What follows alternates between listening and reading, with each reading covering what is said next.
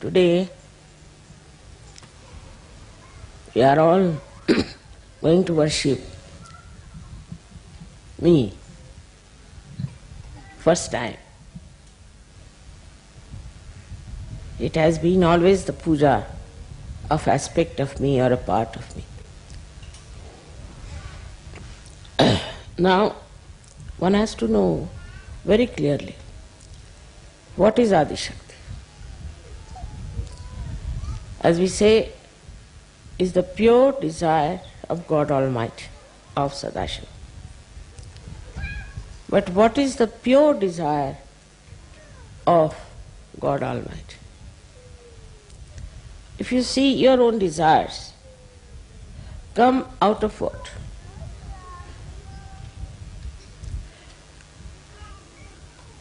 Not of the divine love, but out of carnal love, out of material love, out of power love. Behind all these desires, there is love.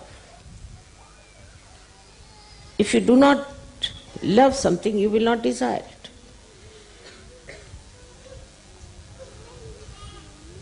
So, these mundane type of loves that you have, for which we spend so much of our time uselessly, actually they do not give you satisfaction, because that's not true love that you have. Just infatuation for the time being, and then you just get fed up with it, and from here you jump to another thing, to another thing, to another thing. So, Adi Shakti is embodiment of God's divine love.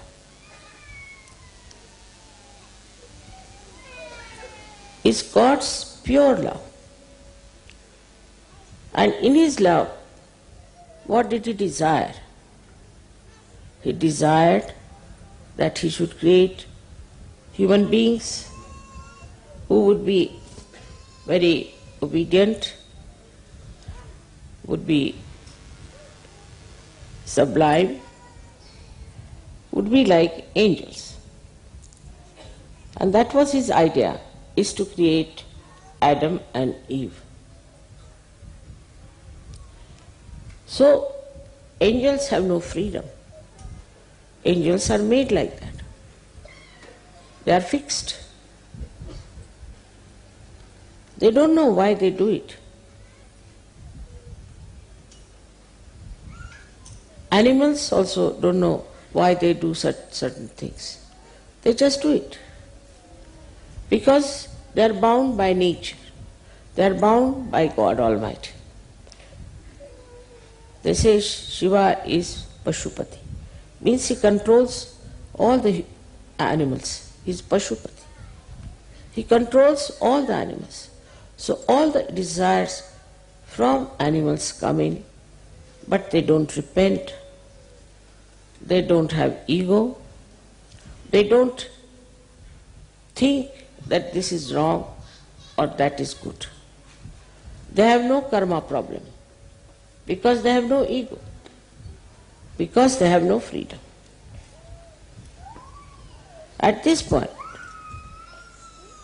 Adi Shakti, which was pure love. So think of a father who has put all his love into one personality. Then what is left in him is nothing. He is just watching. Then what does he think? He is just watching the play of his desire, of his love. He is watching it, how it is working out. And when he is watching that, then he is very careful, because he knows that this personality that I have created is nothing but love and compassion. And compassion itself is of such a noble variety that he cannot bear anybody challenging that compassion, troubling that compassion, or also in any way demeaning it, lowering it down, insulting it. He's so alert on that one, and he's very watchful.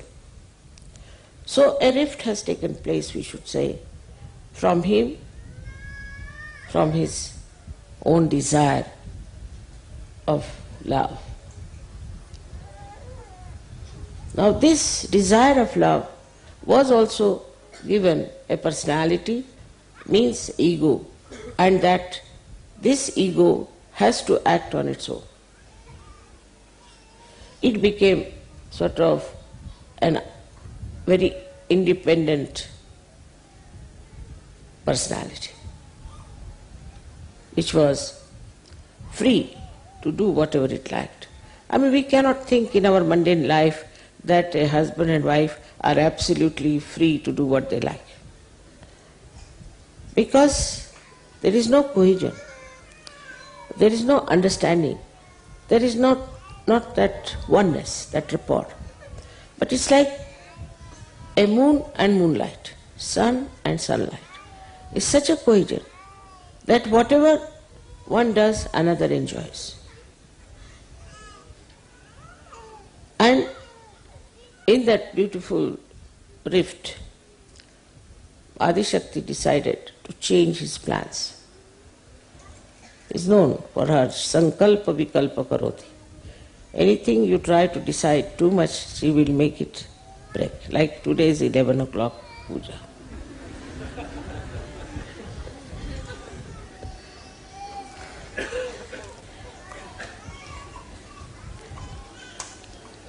So when this Adam and Eve business started, she thought that they will be just like other animals or angels. What's the use? They must know what they are doing. They must know why they are doing it. They must have the freedom to understand what is the knowledge. And like fixed machine-like life that these animals are having, why should they have? So, in her arbitrary power, which was considered, of course, she is the one who came as a serpent and told them that you taste the fruit of knowledge. Now for people who are not Sahajogis, you cannot tell this. They'll be shocked. But this serpent that came for them to test and then to tell them that you better taste this fruit. This serpent told the woman, not the man, because woman is supposed to accept things easily. She may even accept booths, she may even accept nonsense, but she's the one who accepts. While the man doesn't accept easily. He argues, he discusses. That's why he came and told the woman. She came and told the woman, I should say. This Holy Ghost actually is a feminine. And so more nearer to a woman, this feminine force came as serpent and told that better you taste the fruit of knowledge. Now it was the job of the lady, Eve, to convince her husband, because women know how to do that. Sometimes they may convince them wrongly, tell them something which is very wrong, very sinister. As you know in Macbeth, what happened. So many places we have seen women have misguided their husbands. But men can be misguided, or could be guided, or could be emancipated if they have a proper wife. So he had all faith in his wife, believed in it, and they tasted the fruit of knowledge under the guidance of this Holy Ghost, who was a feminine personality of God. This cannot be conceived by the people who are just getting a glimpse of Christ, or a glimpse of Muhammad Sahib, or a glimpse of Nanak Sahib. They cannot understand. We just had a glimpse of them. If they had told, people would have said, "Bah, what is this?" They would have never listened to it. So at that time, the way the attention was, the way the reception was, they told about dharma, about ascent. But in India, people talked about Kundalini since long. And that she is the Adishakti, reflected within us. Now you see, she is already read it out to you that I will be in every one of them. Now understand that this Adishakti is the power of love, of pure love, of compassion. There's nothing else she has. Only the pure love within her heart. But this pure love is so powerful. It's so powerful.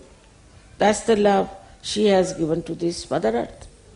Because of that, this Mother Earth, the amount of sins we may commit, we may do anything, she is pouring out her love through these beautiful things to on us. Now, we have also this beauty expressed in every way of her love, through the galaxies you see, the stars you see.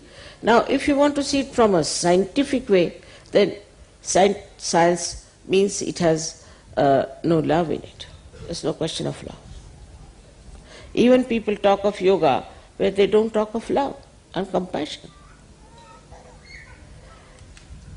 When there is no love and compassion, there cannot be any divine spark in that person. Everything is completely submerged in this divine love. Everything that is created on this earth, everything that is created in this universe, and universes, is all because of the love of the Divine Mother. So this Adi Shakti's love is something so subtle. It's so subtle. You cannot understand sometimes. I know you all love me very much. It's tremendous love for me. And when I get the vibrations from you, it's like the ripples that reach the shores and again they return back, and lots of little sparkling drops are there on the shore also. In the same way, in my heart, I feel your love echoing the beauty of sparkling, this divine love, which I cannot explain to you the experience, what it creates. The first thing that it creates, that tears come into my eyes, because it's the compassion which is Sandra Karuna, is Adra, it's not dry. Like a father's compassion could be very dry. All right, do this, otherwise I'll shoot you, I'll do this, he'll speak. Mother will say, but she won't say something that will be that hurting. She will have to say sometimes to correct you. But her saying is very different from the father's, because she has got Sandra Karuna, Andra. Adra is the which is not dry. And this kind of a heart she developed because of this divine love that she was carrying. So every part of her body, everything is created out of divine love. Every bit of it emits nothing but divine love. Vibrations are nothing but divine love. Now, as I have told you before also, that this incarnation had to come. The time had come. It was all being seen that the time has come. But there's a difference between fixed time and time which is sahaj. Fixed time is such that you can say that this train leaves this time, it will reach this time. You can say that some machinery is producing something in such time, it will produce so many things. But living things which are spontaneous, which are sahaj, you cannot see time. In the same way, this process of freedom, you have the maximum freedom.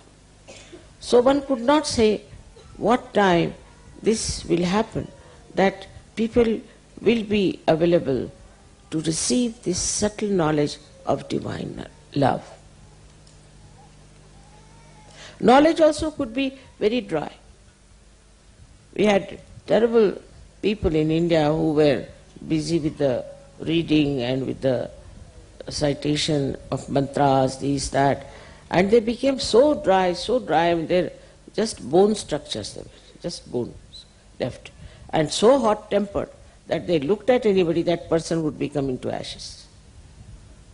I mean, is this the way you have come on this earth to do all the tapasyas, everything, just to make somebody into ashes? But that's how they thought that they were very great, because they looked at somebody, that person becomes, disappears or becomes ashes. Bhasmisat, they call it. But there was no idea of benevolence in their heart. So the first thing that is achieved through this divine love is your benevolence. Now benevolence itself is also a kind of a very misguided word. Benevolence means whatever is good for your spirit. Now, as you know, the spirit is the reflection of God Almighty. So when the spirit in you starts reflecting itself in its full beauty, then you become the giver. You are no more a person who has to take anything. You just become the giver. You are so fulfilled. Now this advent came at a time which was judged, what time it should come. As I said, you had freedom, people were going amok, doing all kinds of things. So if you see that just before this, we had a big problem of people working out their power. Like people would go to India to occupy the territory of India, or to China, or this side they went up to Africa and all these places. Even Americans went to, so-called Americans, went to America and occupied it. So this was the time when they were using their freedom for power only. That was not the time for the Adi Shakti to be born. They were the people who were power-oriented. Not that today we don't have, yeah. But these were seeking only power and also these territories, which is not important. So it could not be at that time. At that time one had to fight for your freedom, for getting out of the clutches of these imperialists and people who were trying to overpower. Now, gradually it changed. Can you put it on? It changed, and changed in such a smooth way. It's very surprising. I saw the change coming up myself. It worked out. As you know that I myself took part in the freedom movement of India. It's important. India started. In India it started.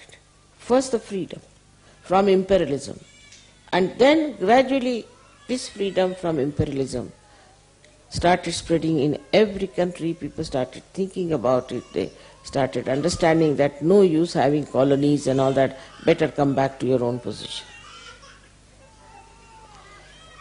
So when this happened, this happened in my own lifetime, I must say. First, people who tried to have freedom in our country died. So many were killed. We had people like Bhagat Singh. In every country, all the revolutionaries were thrown out and were ill-treated and killed. It's not a question of India. But that one had to go through. So their freedom was tested. Now they thought this was nonsensical thing we did. This was no freedom. Because after all, doing all that, then they started repenting and developing a kind of a fear and a fright from others and kind of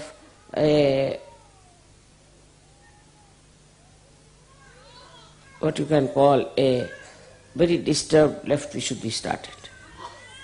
They felt that very guilty, that they have done very wrong, they should not have done.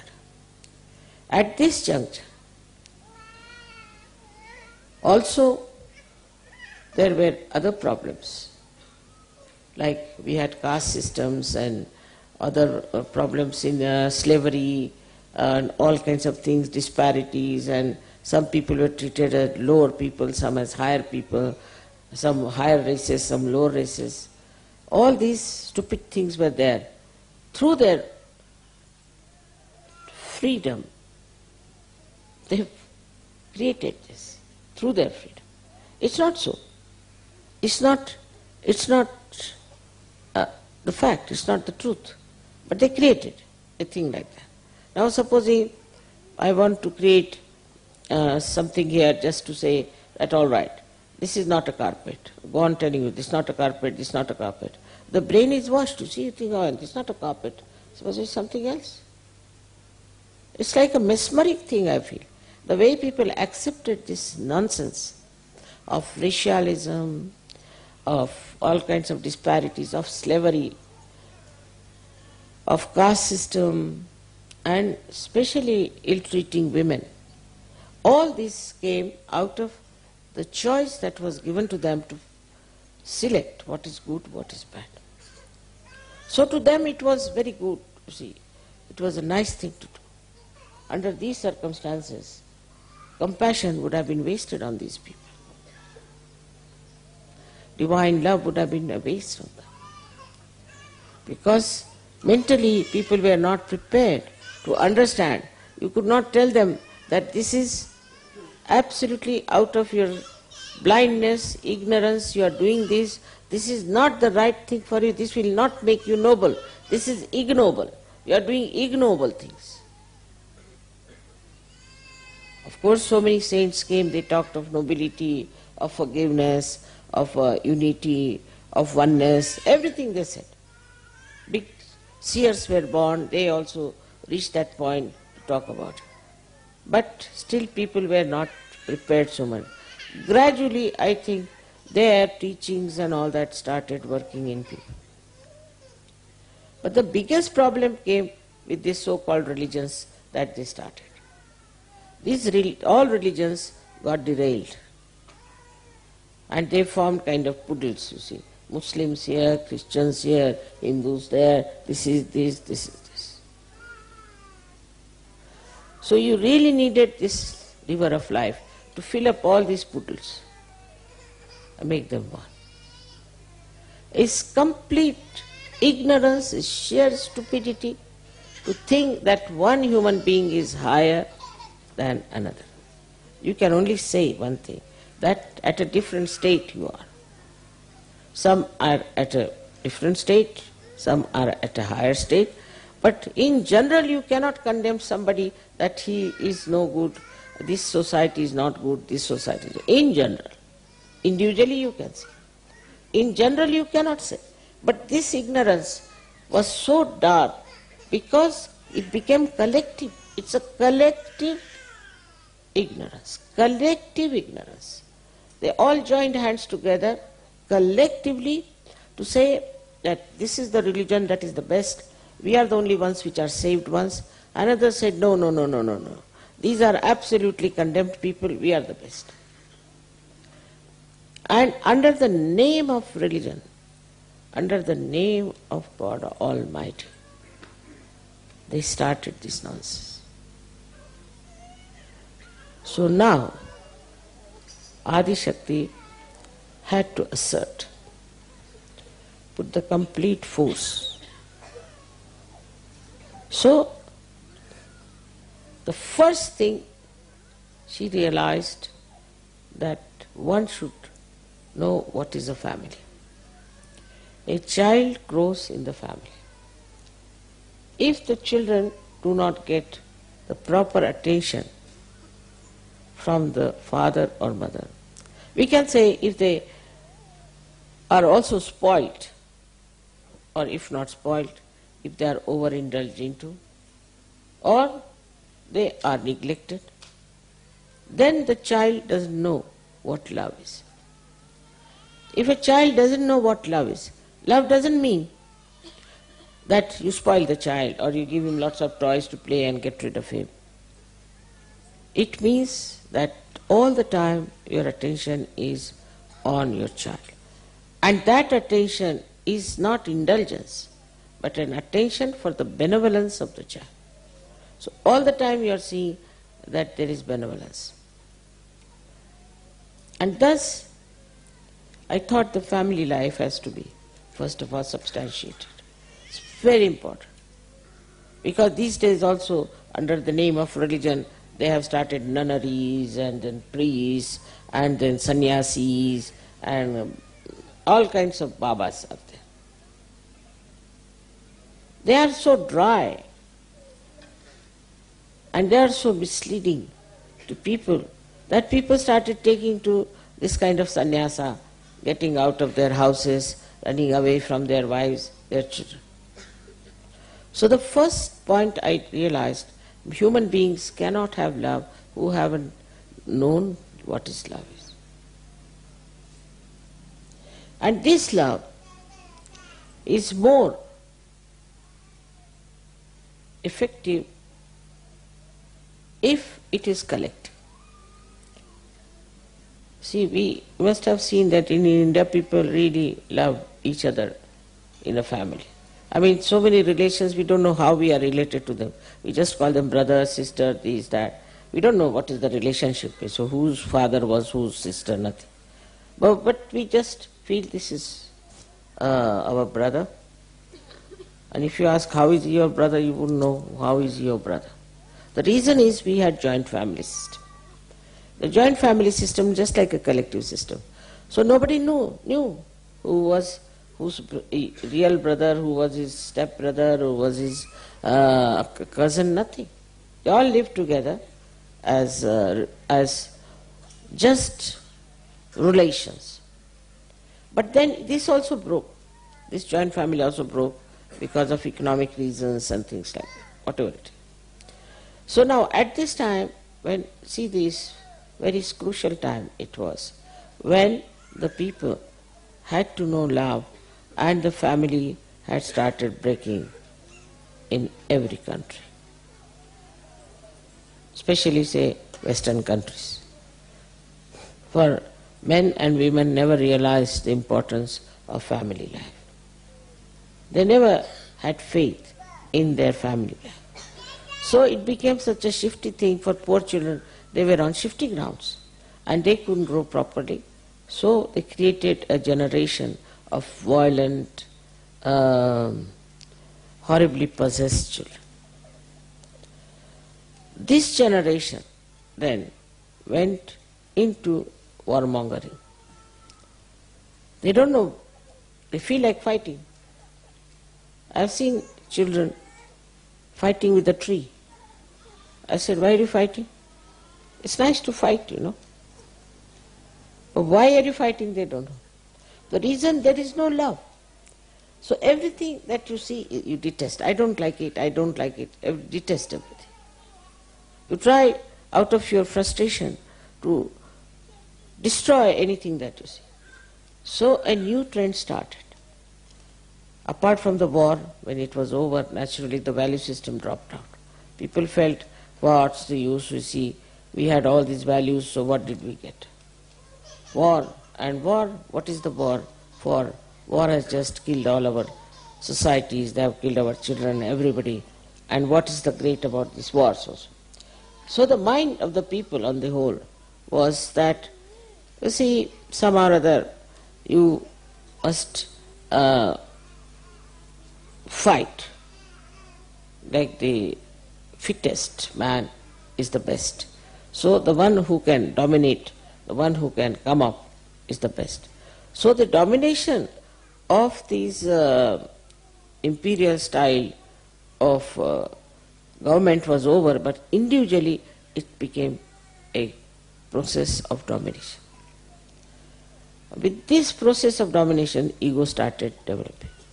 Even to children they used to give a education in such a way that children became very arrogant, very artificial, extremely arrogant and artificial. It was impossible to understand why these children were not at all controlled, were told that this is wrong. Because the parents also took a very, very defensive attitude. They would not face their children and tell them what is wrong. They were so attached to their idea that these children will leave us, that they said, all right, do what you like, but stay with us. Under these circumstances, even human beings as such were dwindling between a good family life and divorces and a funny society which believes in sharing women or sharing men and all kinds of things. So what a terrible situation was there for Adi Shakti to assert herself. Then also there was very big problem about these religions asserting themselves, their own ideas, their own conditionings on people, and absolutely blinding them. So it was a turmoil. It was a turmoil, and at this turmoil state only, Adi Shakti had to come to establish the dharma. She had to work it out to establish the dharma. It was a very shifty place, very shifty signs were there. But when I was born, I was shocked the way people were. At that time, I don't think I met many seekers. Of course, I met one or two realized souls, but mostly they were worried about their insurance, their money, their this, that. But if you talk to them, you would not know. Where have you come into some wilderness or what? You didn't know what to talk to them. How could you start telling them about divine love when they were not seekers even? Then gradually,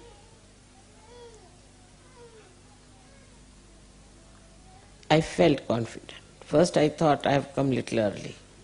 I should have waited slightly more, would have been better, because here the people hate everyone and every individual is against another individual and they are cheating each other and they are also very jealous of each other and also want to have higher positions and this and that over others.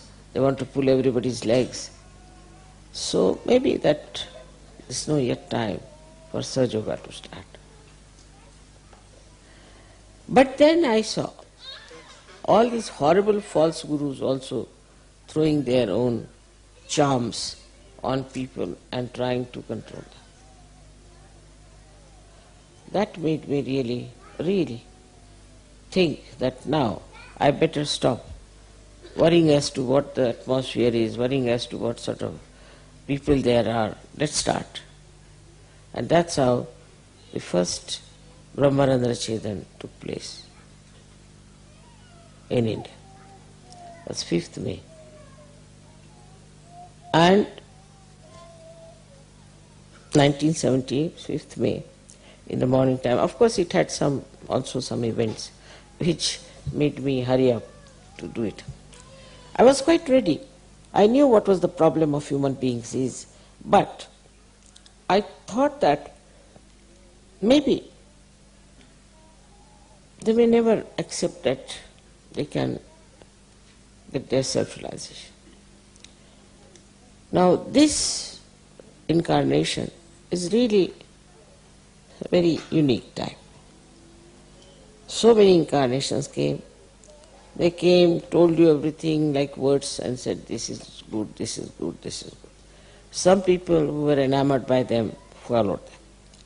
But nothing was inside their heart. Whatever they heard, all right, it's a sermon, it's a lecture, it's a Gita, that's all. And the life of such a person didn't have that spark of the divine love within that person. We have had lots of good people during this short time, if you see. If you see, Mahatma Gandhi was there, Martin Luther was there, all kinds of people you see all over. Abraham Lincoln was there, George Washington was there, we have William Blake was there, we had Shakespeare. All this time, you see in the literature, in every way, Lao Tse, then we had Socrates. We'll start from Socrates to today. We have had lots of philosophers, lots of people who talked about higher life. Despite that, people were thinking these are some absurd people. There's nothing in it, too much to understand. Nobody would read anything about, say, Guru Gita. They would not. They would think that what's this nonsense? What's the use? It's all humbug going on like that. With this attitude, you see, you find all around. When I looked, I said, wow, how am I to tell them what they are, and what they have to find?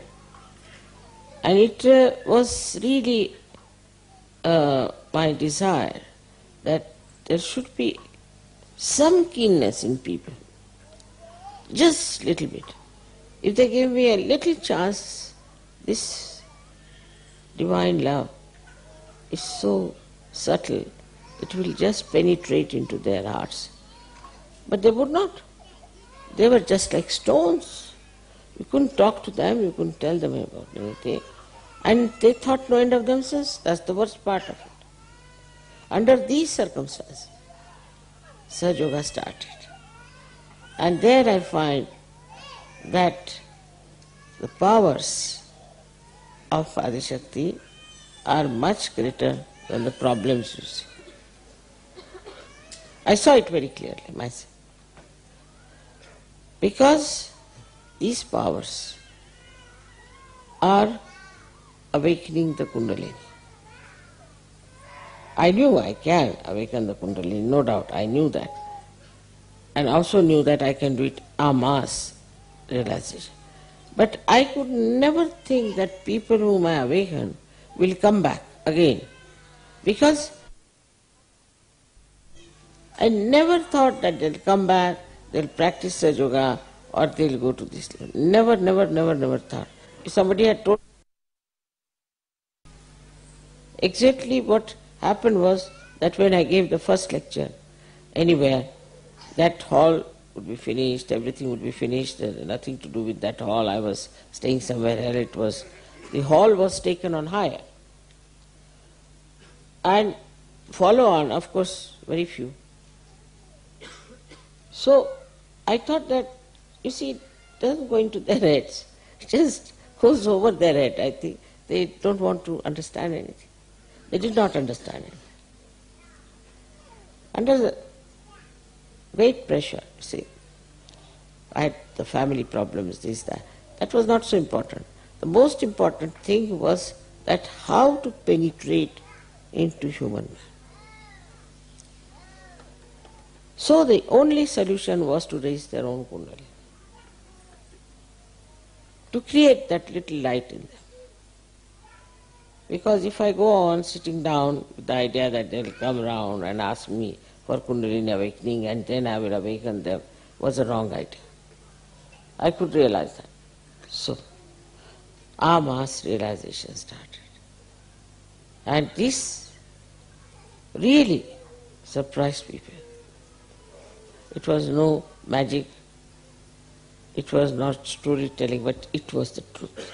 They could feel it on their fingertips. They could feel it out of their fontanel bone area. It's the actualization of Sahaja Yoga has worked the wonders. Otherwise, it would have been impossible. All these wonders that you see today are because your reaction, because the way you reacted, the way you received it. Otherwise, Adi Shakti is what?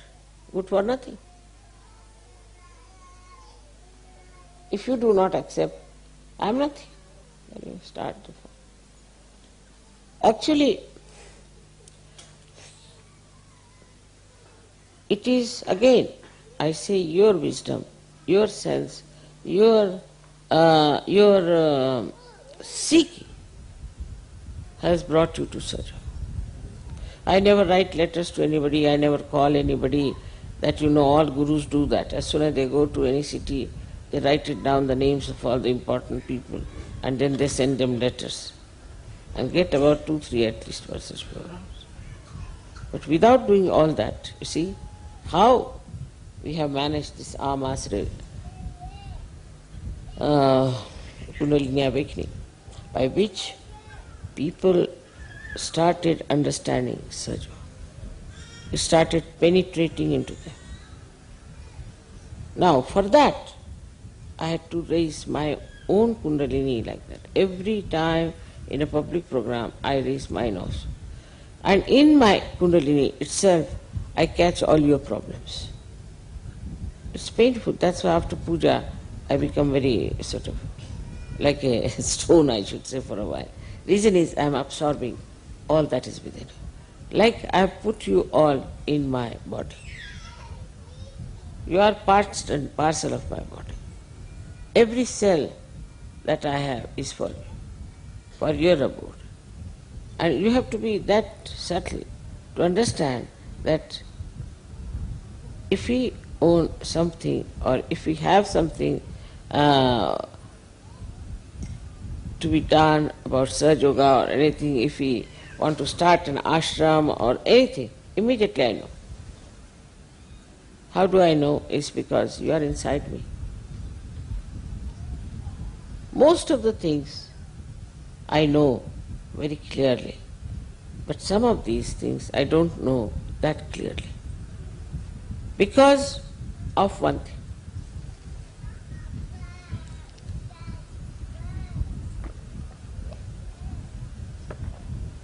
The relationship between you and me is of course very intimate, that you should be in my body.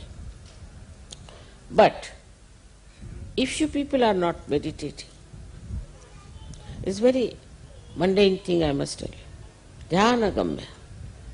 If you are not meditating, then I have no relationship with you. You are not my relation. You have no right on me. You have no question to be asked, why this is happening, why that is happening. So if you do not meditate, I always say meditate, meditate. I have nothing to do with you. You are no more there for me. It has no connection with you. Then you are like all other people. You may be Sahaja Yogis, you might have got your Sahaja Yoga degree from your leaders, maybe, I don't know. And maybe that you are regarded as something very great. But if you do not do your meditation every day, evening, morning or evening, you will be really not anymore in the realm of Sri Mataji. Because the connection is only through dhyana, through meditation. I have known people who do not do meditation. Then they suffer, their children suffer, then something happens, then they start coming and telling me. But I see clearly that the person is not meditating. I have no relationship with him. He has no right to ask me anything. In the beginning, of course, the meditation takes some time. But once you will know what is meditation is, how you enjoy my company, how you are one with me, how we can have a rapport with each other. There's no need to have anything else in between, like writing letters or maybe some sort of a special connection. Nothing. Only thing that is needed is the meditation. In meditation you grow. In that spiritually you become higher. And when that happens, you start, in a way, I would say, that when you reach a state of that, I should say, maturity in Sahaja Yoga, then you don't want to give up your meditation, because that time you are absolutely one with me. That doesn't mean for 3 hours, 4 hours you should do meditation. But it is how much intensely you are with me is important. Now it is not how much time you are with me. Then I am responsible for your children, for everyone. I am responsible for your ascent, for your protection, to save you from all your negativity. So it's not like a father who will directly punish you. It's not that.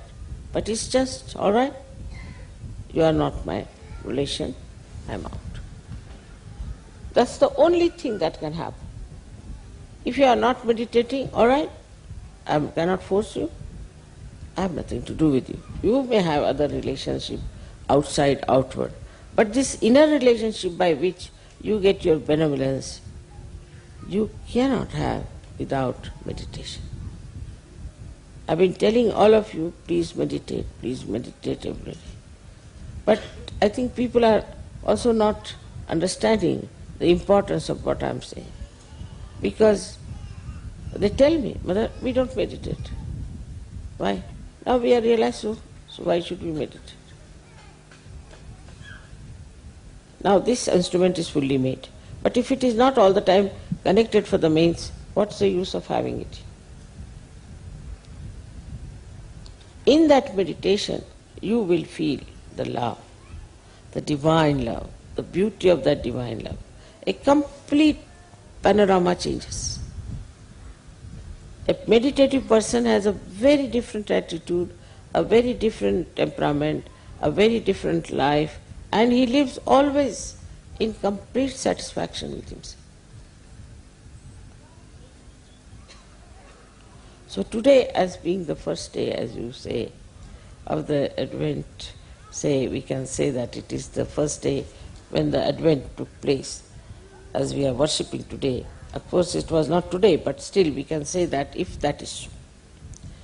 If it has happened, it has been helpful to you, it has been a great blessing to you, then must know how to preserve it, must know how to enhance it, must know how to enjoy it.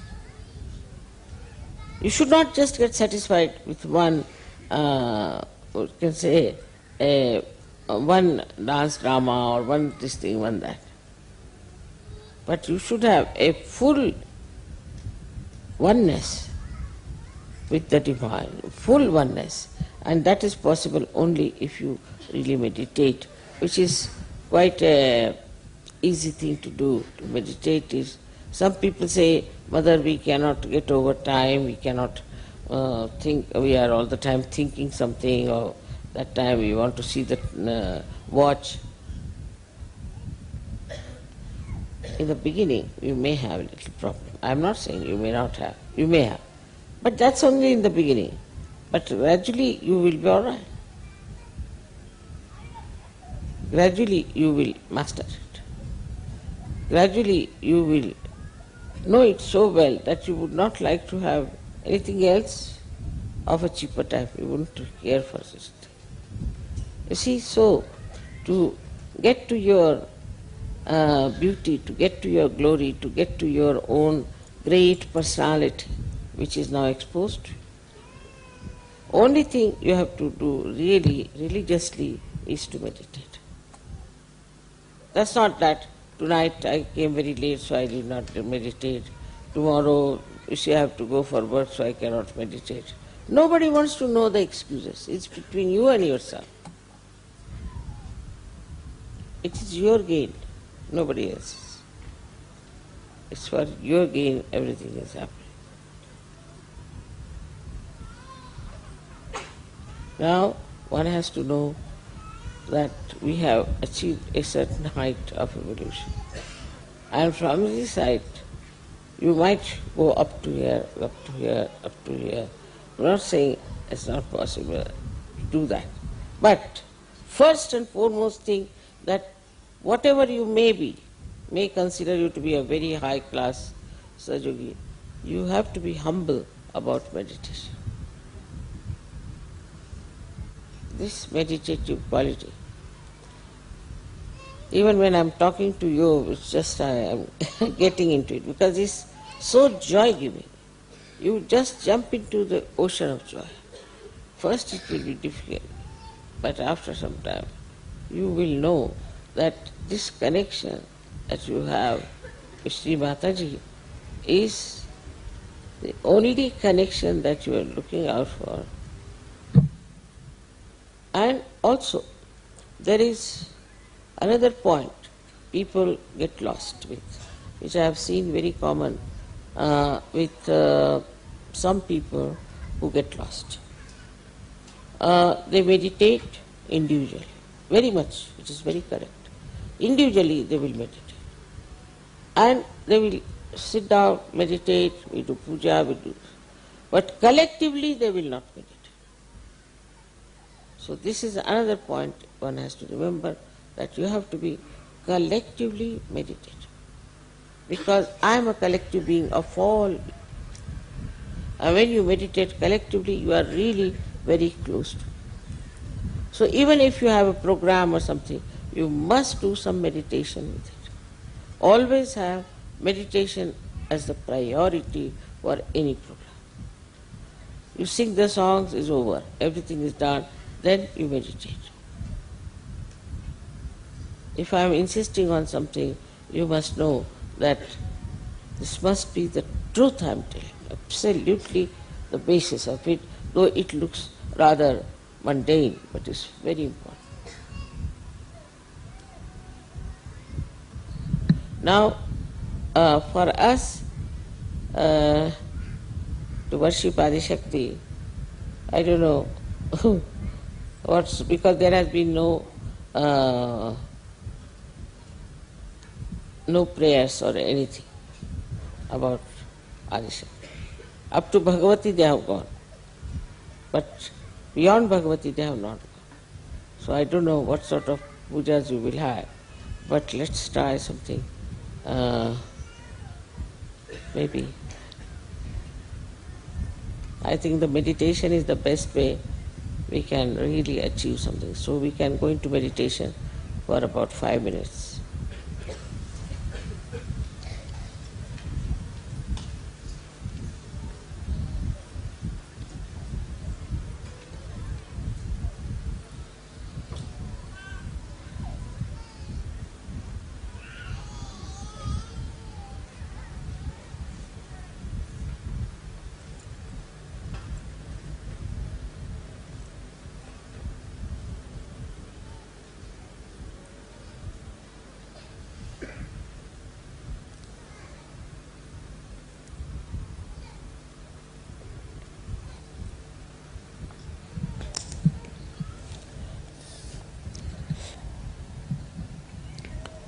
Can you increase the volume?